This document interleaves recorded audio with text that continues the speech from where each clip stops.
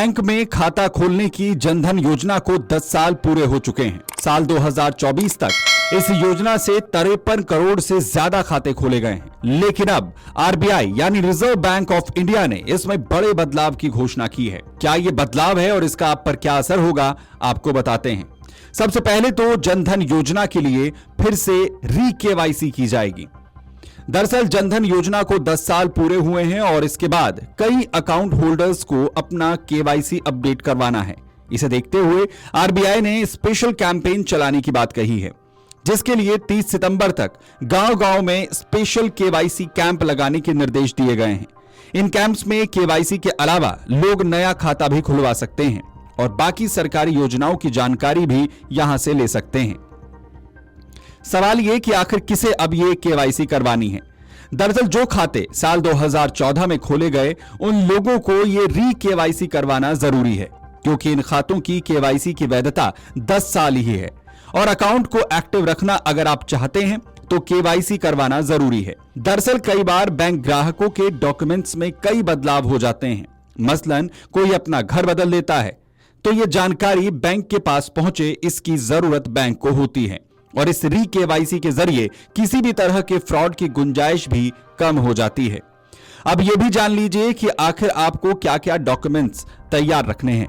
पहचान प्रमाण पत्र के लिए जो डॉक्यूमेंट आप लगा सकते हैं उसमें आधार कार्ड, मतदाता पहचान पत्र, driving licence, passport, MNREGA job card या केंद्र और राज्य सरकार की ओर से जारी कोई भी फोटो युक्त पहचान पत्र, इसमें से कोई भी एक डॉक्यूमेंट्स आप दे सकते हैं।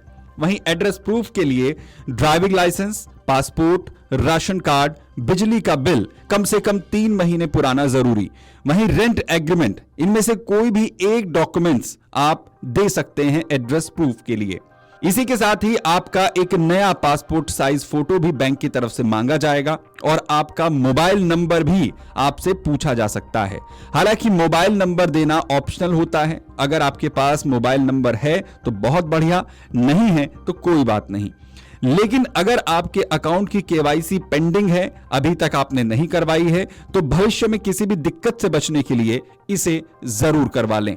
और आपके गांव में भी, आपके घर के पास अगर कोई कैंप केवाईसी के लिए लगाया गया है, कोई भी बैंक का जानकार आपके पास आता है, कोई अधिकारी आता है, तो उससे भी आप अपने डॉक्यूमेंट्स को, अपने केवाईसी को अपडेट करवा सकते हैं। लेकिन हां, ये जरूर ध्यान रखें कि जो भी व्यक्ति आपके बैंक अकाउंट की जानकारी, आपके डॉक्यूमेंट लेने के लिए आया है, वो सही व्यक्ति है, बैंक से जुड़ा हुआ व्यक्ति है। इस बात को जरूर सुनिश्चित कर लें।